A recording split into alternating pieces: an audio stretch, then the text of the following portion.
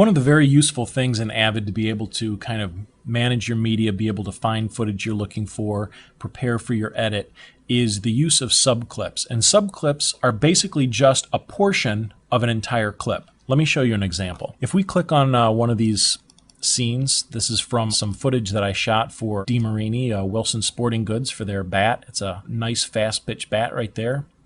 I had the girl turn it so we could see the logo. This footage has her swinging numerous times, and what I really want to do is, instead of having to go through all this footage of her kind of goofing around, not really doing anything, or maybe swinging and missing, is I want to play the footage. And so that was a ball. She didn't swing at that, so that's obviously not something that we're going to use in this edit.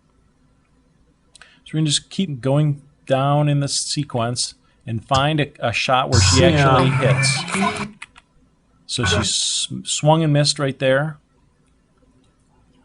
Here we go. Here's one. Make me laugh. So this is a hit right here. So in order to kind of trim away all this fat from this edit, I'm going to mark it in here, let her swing, and she takes off running, and mark it out. Now what I want to do is grab this little indicator right here, this thing that looks like a frame at the top, and drag this to my bin. And what you see that happens is it looks like a little miniature frame. Here's the full clip, and there's the subclip. And if I double click on the subclip, what you find is the subclip is just the swing in the edit. So these subclips can come in very handy because you can label them specifically. You can make an edit filled with just this clip. So now that this is a subclip, I can name this just like girl hits ball.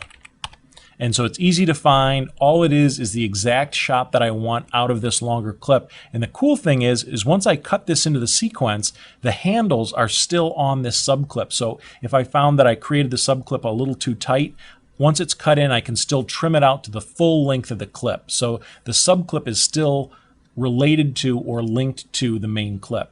The other interesting thing is I can create subclips from my sequence, which is also very useful. Let's say you've put together a bunch of selects, or you've got a little section that you think, oh, I might want to use this later, but right now it's not really working for me.